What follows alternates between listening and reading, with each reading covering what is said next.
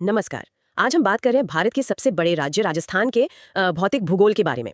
हमारे पास जो जानकारी है वो एक स्रोत राजस्थान का भौतिक भूगोल एक विहंगम दृष्टि के कुछ अंशों पर आधारित है। तो कोशिश रहेगी कि हम राजस्थान की उस भौगोलिक विविधता को समझें जो अक्सर सिर्फ रेगिस्तान की छवि के पीछे छिप जाती है। जैसा स्रोत बताते हैं, राजस्थान क्षेत्रफल में तो सबसे बड़ा है ही, करीब 3,42,000 वर्ग किलोमीटर, मतलब भारत का 10.4% हिस्सा। जी हाँ, बहुत बड़ा। और देश के उत्तर पश्चिम में है, पाकिस्तान से सीमा लगती है, और जलवायु शुष्क से अर्धशुष्क। चलिए इसी पर बात करते हैं। बिल्कुल। और यही जो भौगोलिक स्थिति है और जो जलवायु है, इसी ने राजस्थान को उसकी क्या कहते हैं अनूठी भू आकृतियां दी हैं। देखिए, पहली नजर में रेगिस्तानी लगता है, पर राजस्थान का धरातल बहुत बहुत विविध है। समझने के लिए विशेषज्ञ इसे आमतौर पर 4 बड़े भौतिक विभागों में बांटते हैं। 4 विभाग? हाँ, 4। और ये चारों न सिर्फ देखने में अलग हैं, बल्कि वहां का जीवन, संसाधन, चुनौतियां, सब कुछ अलग है इनके हिसाब से। अच्छा, तो ये 4 विभाग कौन कौन से हैं और कैसे अलग हैं एक दूसरे से? चलिए पता लगाते हैं, एक एक करके समझते हैं इनको। शुरुआत करते हैं सबसे जाने पहचाने हिस्से से, पश्चिमी रेतीला मैदान, जिसे हम सब थार मरुस्थल भी कहते हैं। स्रोत बताते हैं कि ये राजस्थान के कुल क्षेत्रफल का लगभग 61% हिस्सा है, मतलब 2/3 से थोड़ा कम। हाँ, विशाल तो है ही, लेकिन इसमें एक दिलचस्प बात यह है कि थार मरुस्थल दुनिया के सबसे घनी आबादी वाले मरुस्थलों में गिना जाता है। सच में? रेगिस्तान और घनी आबादी? हाँ, आमतौर पर हम सोचते हैं मरुस्थल मतलब वीराना, पर थार में ऐसा नहीं है। अच्छी खासी बसावट है और इसकी सतह पर बड़े बड़े रेत के टीले मिलते हैं, जिन्हें वहां के लोग धोरे कहते हैं। धोरे? हाँ, सुना है ये नाम। और चूरू, ये सब बड़े जिले इसी रेतीले मैदान में आते हैं। और मौसम जाहिर है गर्मी और सूखा तो होगा ही, पर कुछ और खास? गर्मी और सूखा तो पहचान है ही। हाँ, बारिश बहुत कम, पश्चिम में तो 10 सेंटीमीटर से भी कम साल भर में। लेकिन जो चीज इसे और मुश्किल बनाती है वो है तापमान का भारी अंतर। मतलब गर्मियों में दिन में तापमान 45-50 डिग्री सेल्सियस तक चला जाता है, पर सर्दियों में रातें एकदम ठंडी, कभी-कभी 0 या उससे भी नीचे। बाप रे, एक ही दिन में इतना फर्क? जी, और पानी का संकट तो है ही। इस पूरे सूखे इलाके की इकलौती जरूरी प्राकृतिक नदी है लूनी। अजमेर के पास नाग पहाड़ियों से निकलती है। अच्छा। पर ये समुद्र तक नहीं पहुंच पाती। ये एक तरह से अंतर्देशीय जल निकासी का उदाहरण है। मतलब नदी जमीन पर ही कच्छ के रण में जाकर खो जाती है। तो फिर पानी की इतनी कमी में जीवन कैसे चलता है? और वो इंदिरा गांधी नहर के बारे में सुना है, उसने कुछ बदला है? जीवन तो चुनौतीपूर्ण है बिल्कुल, पर वहां के लोगों ने, प्रकृति ने इस सूखे के साथ जीना सीख लिया है। पुराने तरीके हैं पानी बचाने के, जैसे टांके, बेरियां। लेकिन हाँ, इंदिरा गांधी नहर परियोजना, जिसे पहले राजस्थान नहर कहते थे, वो तो इस इलाके के लिए क्रांति जैसी है। अच्छा, कैसे? पंजाब की सतलज और व्यास नदियों का पानी, सोचिए, इस नहर से हजारों किलोमीटर दूर पश्चिम राजस्थान के प्यासे इलाकों तक पहुंचाया गया है।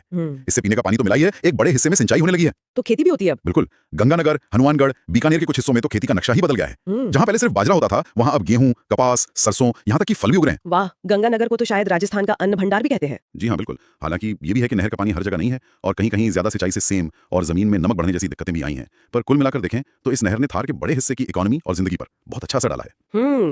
ये तो हुई रेगिस्तान की कहानी। अब आते हैं उस पर्वत श्रृंखला पर जिसे कई लोग राजस्थान की रीढ़ या जीवन रेखा भी कहते हैं, अरावली। स्रोत बताते हैं कि ये दुनिया की सबसे पुरानी वलित पर्वत श्रृंखलाओं में से एक है। ये तो कमाल की बात है। बिल्कुल सही। भूवैज्ञानिक मानते हैं कि अरावली प्री कैम्ब्रियन काल में बनी थी, मतलब आज से कोई 60 करोड़ साल पहले, या शायद उससे भी ज्यादा।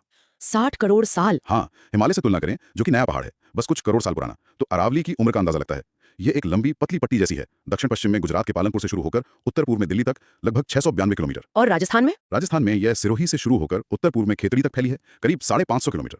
ये कोई एक पहाड़ नहीं, बल्कि कई समानांतर पहाड़ियां हैं, बीच बीच में मैदान और पठार भी हैं। आपने कहा वलित पर्वत, इसका मतलब क्या है आसान शब्दों में? और सबसे ऊंची चोटी कौन सी है इसकी? वलित पर्वत मतलब वो पहाड़ जो धरती की सतह की चट्टानों के मुड़ने या सिकुड़ने से बने हैं।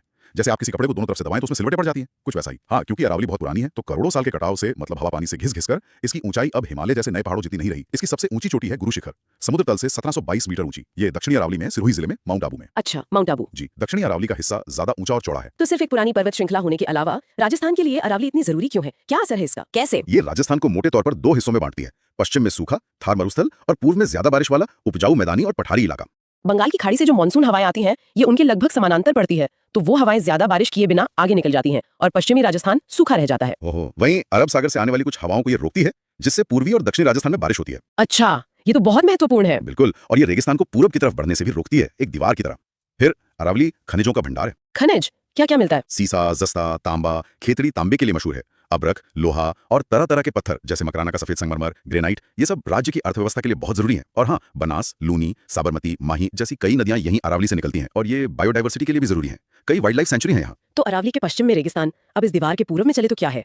आपने उपजाऊ मैदान कहा था। हाँ, अरावली के पूर्व में है राजस्थान का दूसरा बड़ा भौतिक विभाग, पूर्वी मैदानी भाग।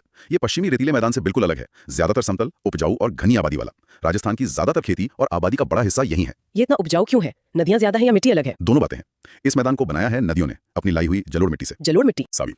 इन नदियों ने मिलकर इस पूरे इलाके को खेती के लिए बहुत अच्छा बना दिया है। तो यहाँ फसलें भी अलग होती होंगी रेगिस्तान से? बिल्कुल। यहाँ गेहूं, जौ, चना, मक्का, बाजरा, तिलहन, खासकर सरसों, जिसमें राजस्थान देश में आगे है, और दालें, ये सब खूब उगता है। सिंचाई की सुविधा भी पश्चिम से बेहतर है, कुएं, नलकूप, नहरें। और राज्य की राजधानी जयपुर, फिर अलवर, भरतपुर, दौसा, टोंक, अजमेर, सवाई माधोपुर जैसे कई बड़े शहर इसी मैदानी भाग में हैं। तो ये खेती के साथ साथ उद्योग और व्यापार के लिए भी जरूरी है। जैसे पश्चिम में धोरे हैं, क्या इस पूर्वी मैदान की भी कोई खास पहचान वाली जमीन है? हाँ है। इसके दक्षिण पूर्वी हिस्से में खासकर चंबल नदी के किनारों पर कोटा, सवाई माधोपुर, करौली, धौलपुर जिलों में एक बहुत अलग तरह की उबड़ खाबड़ जमीन मिलती है जिसे बीहड़ कहते हैं। बीहड़? ये कैसे बनते हैं? ये असल में नदी के तेज बहाव और मिट्टी के बहुत ज्यादा कटाव से बनी गहरी गहरी घाटियां और खड्डे हैं। जमीन खेती लायक नहीं रहती। सदियों तक ये इलाके दुर्गम होने की वजह से असामाजिक तत्वों की शरणास्थली भी रहे हैं। अच्छा। हाँ, हालांकि अब इन बीहड़ों को सुधारने के लिए भी काम चल रहा है, पर ये पूर्वी मैदान की एक खास भौगोलिक पहचान तो है ही। ठीक है, तो हमने रेगिस्तान देख लिया, पहाड़ देख लिया, मैदान भी देख लिया। अब राजस्थान का चौथा और आखिरी मुख्य भौगोलिक विभाग कौन सा है?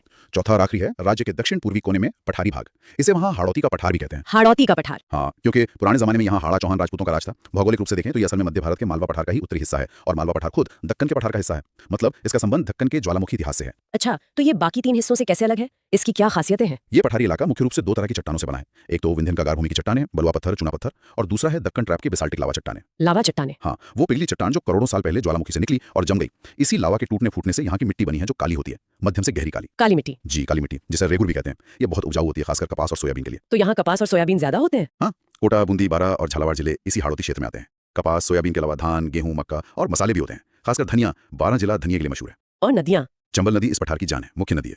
चंबल और उसकी सहायक नदियां जैसे काली सिंध, परवन, पार्वती, आहू, इन पर कई बड़े बांध बने हैं। गांधी सागर, राणा प्रताप सागर, जवाहर सागर, कोटा बैराज। हाँ, सुने हैं इनके नाम। इनसे सिंचाई भी होती है और राजस्थान को बिजली भी मिलती है, हाइड्रो इलेक्ट्रिक पावर। और यहाँ बारिश भी पूर्वी मैदान से थोड़ी ज्यादा होती है, खासकर झालावाड़ जिले में। उसे तो मजाक में राजस्थान का चेरापूंजी भी कह देते हैं। अच्छा, तो कुल मिलाकर देखें तो आज की बात से ये तो एकदम साफ हो गया कि राजस्थान मतलब सिर्फ थार का रेगिस्तान नहीं है जैसा ज्यादातर लोग सोचते हैं। ये तो एक ऐसा प्रदेश है जहां दुनिया के सबसे पुराने पहाड़ों में से एक अरावली खड़ी है, फिर नदियों के बनाए उपजाऊ मैदान है जो अनाज उगाते हैं, और साथ में लावा से बना एक पठार भी है जिसकी अपनी अलग पहचान है। कितना विविध है। बिल्कुल सही कहा आपने। पश्चिमी रेतीला मैदान अपनी विशालता और सूखेपन के साथ, अरावली अपनी प्राचीनता, खनिजों और जलवायु को बांटने वाली भूमिका के साथ, पूर्वी मैदान अपनी उपजाऊ मिट्टी, घनी आबादी और खेती के साथ, और दक्षिणी पूर्वी पठार अपनी काली मिट्टी, नदियों और खास फसलों के साथ, ये चारों मिलकर राजस्थान की एक बहुत ही जटिल, रंगीन और कह सकते हैं गतिशील भौगोलिक तस्वीर बनाते हैं। हमने देखा कि कैसे हर हिस्से की अपनी अलग जलवायु है, अलग संसाधन है, अलग पेड़ पौधे हैं, और इसी वजह से वहाँ की आर्थिक गतिविधियां और लोगों के जीने के तरीके भी अलग अलग हैं।